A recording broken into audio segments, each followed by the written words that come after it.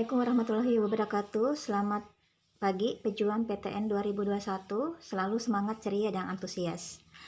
Untuk kimia kita kali ini, kita akan berbicara tentang unsur-unsur yang terletak pada satu periode. Unsur-unsur dikatakan terletak satu periode bila dia segaris satu baris dari kiri ke kanan atau dari kanan ke kiri. Nah, secara umum, unsur-unsur yang terletak dalam satu periode itu memiliki nomor atom yang berurut. Nah, dalam hal ini kita mulai dari unsur-unsur yang terletak dalam periode ketiga. Periode ketiga menunjukkan bahwa dalam konfigurasi elektronnya ada 3 kulik yang terisi elektron. Atau bisa juga dikatakan kulik terbesarnya terletak pada kulik ketiga dalam konfigurasinya. Nah, di sini ada 8 unsur yang nomor atomnya berurut dari natrium 11 sampai argon 18 ya. Natrium, magnesium, aluminium, silikon, fosfor, sulfur atau belerang, klor dan argon. Sifat-sifat yang dimiliki oleh unsur-unsur yang terletak pada periode ini mengikuti sifat-sifat unsur yang telah kita pelajari sebelumnya ya. Jadi dari kiri ke kanan itu yang semakin besar, semakin berkurang adalah jari-jari atom dan sifat logamnya. Selebihnya bertambah.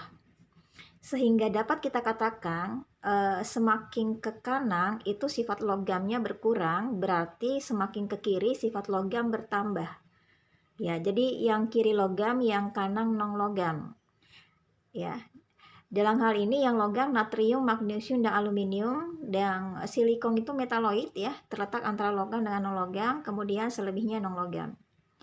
Kemudian dari kiri ke kanan sifat oksidator bertambah. Itu artinya yang sebelah kanan oksidator, yang kiri reduktor.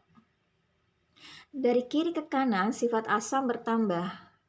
Artinya di sebelah kanan asam, di sebelah kiri basah. Nah, di situ terlihat bahwa yang basah adalah natrium dan magnesium. Aluminium termasuk amfoter. Amfoter itu artinya dia bisa berlaku sebagai asam dan juga bisa berlaku sebagai basa sekaligus.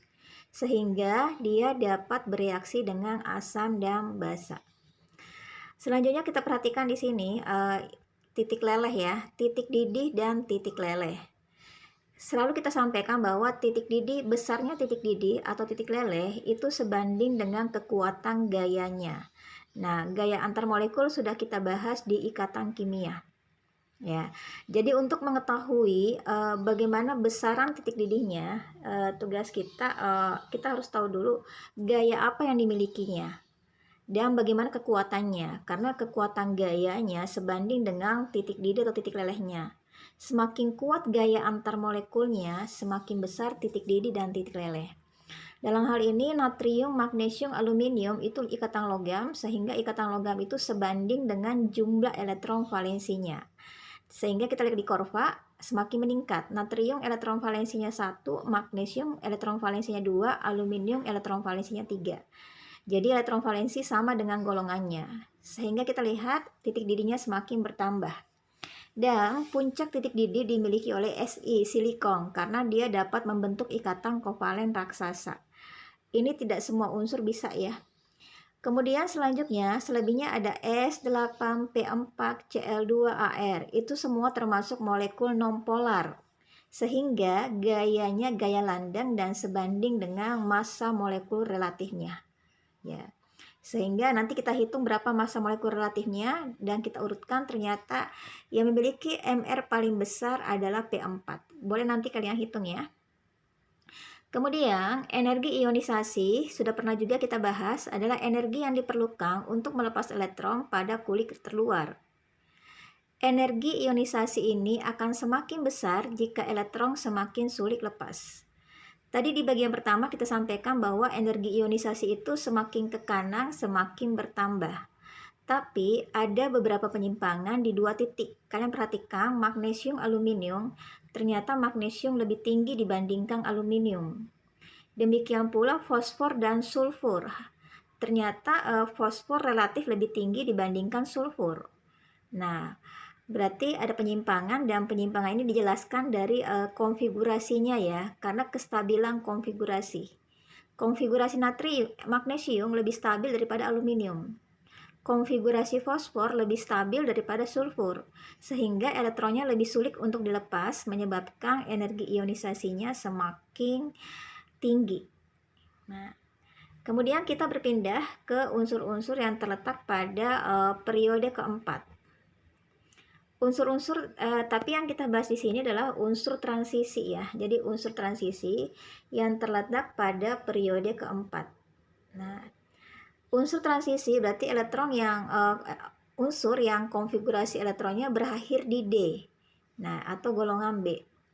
Ada 6 sifat yang merupakan karakter khas dari unsur transisi ya, yang logam, paramagnetik, senyawa berwarna, memiliki beberapa bilangan oksidasi, membentuk berbagai macam ion kompleks dan berdaya katalitik ya. Dan semua sifat-sifat ini dimiliki oleh unsur transisi yang memiliki salah satu dalam kamarnya atau orbitalnya ada elektron yang tidak berpasangan. Ya, seperti itu. Nah, sehingga ada beberapa penyimpangan, artinya ada beberapa spesies yang tidak memiliki 6 sifat unsur transisi yang kita sampaikan tadi sebelumnya. Disebabkan karena tidak memenuhi sifat yang tadi, yakni ada subkulit D yang terisi tidak penuh. Nah, contohnya set N dan golongan 2B lainnya. Konfigurasi dia kan nanti 4s2 3d10. Itu artinya orbital D-nya penuh. Sehingga dia memiliki beberapa karakter yang berbeda dari 6 karakter yang kita sebutkan tadi. Ya. Demikian pula SC dan TI4+ itu tidak berwarna. Tadi kita bilang bahwa secara umum sifat transisi itu berwarna. Tapi dia tidak berwarna karena orbital D-nya kosong ya. Boleh nanti kalian buat konfigurasinya. Kemudian selanjutnya yang akan kita bahas berikutnya adalah ion kompleks. Nah, ion kompleks ini adalah ion yang terbentuk dari suatu kation tunggal, biasanya ion logam transisi dengan ligandnya, seperti itu ya. Di mana ikatan mereka terbentuk melalui ikatan koordinasi.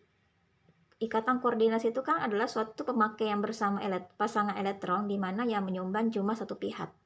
Dalam hal ini ligand sebagai penyumbang atau donor, sementara atom pusat sebagai penerima. Ya.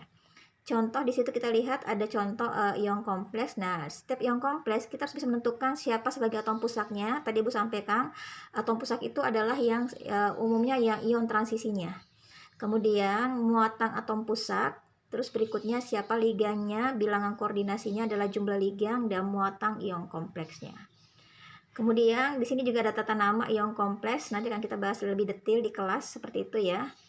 Dan berikutnya adalah geometri ion kompleks. Nah, inilah mungkin beberapa poin penting yang akan kalian pelajari di pra-periode. Untuk lebih detailnya akan kita bahas lagi di kelas nanti dengan melalui pembahasan soal. Jika ada hal yang kurang kalian pahami, seperti biasa silakan kalian menanyakan ya, baik japri maupun sesi pada saat KBM. Oke, Ibu kira cukup untuk hari ini. Semangat selalu, semoga tercapai impiannya.